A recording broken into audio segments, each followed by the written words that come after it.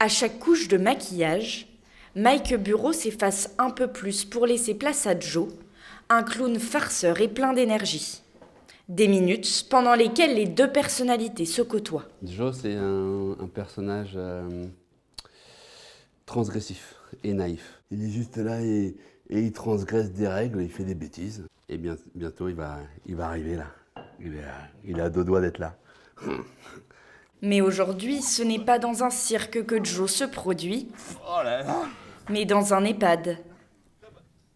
T'as pas vu qu'elle a des... Et à la moindre bêtise, Qu'est-ce qui se passe? les visages s'illuminent. On vous regarde et on est heureux de vous avoir. Vous êtes heureux de nous voir galérer. Je viens pas pour longtemps, mais ça fait rire. Ça nous fait passer du temps et on est content comme ça. Parce que vous savez, c'est long la vie ici. Ici, on est en salle close, tandis qu'ils viennent, ils nous en mettent de l'ambiance, on peut les écouter. Le rire, parfois les pleurs ou la surprise. Pour Joe, l'important est avant tout de déclencher une émotion, une compétence loin d'être évidente pour le comédien. J'étais très timide dans l'enfance, très mis de côté. Rien ne me prédestinait à devenir clown. Et le fait d'être clown m'a amené ça, m'a amené à assumer qui je suis réellement. Quand Joe est là, quand il incarne, je me pose pas de questions. À la maison, Mike range son costume de clown, mais son travail continue. Il doit contacter des établissements et trouver des financeurs. Un métier parfois épuisant, mais qu'il n'échangerait pour rien au monde avec celui d'avant. J'étais développeur informatique à pondre des lignes de code. Je ne trouvais plus le sens. Faire le métier que j'aime et aller à la rencontre de gens en situation de vulnérabilité, où on sent qu'il y a vraiment un échange d'humain à humain. Je suis très content du virage que j'ai pris. Mike enfile aussi sa casquette de papa une semaine sur deux. Pour développer son personnage de clown, il s'est longtemps inspiré de sa fille, avec qui Joe a parfois pris un peu le dessus. C'est arrivé quand Mayra était beaucoup plus petite, qu'elle me dise non Joe, j'ai pas envie de te parler à toi, je veux parler à papa. Ça m'a fait me rendre compte qu'elle avait réalisé qu'il y avait vraiment deux personnages et que moi j'étais pas Joe et que Joe n'était pas moi. Il y a une de mes copines qui a peur des clowns, du coup, voilà.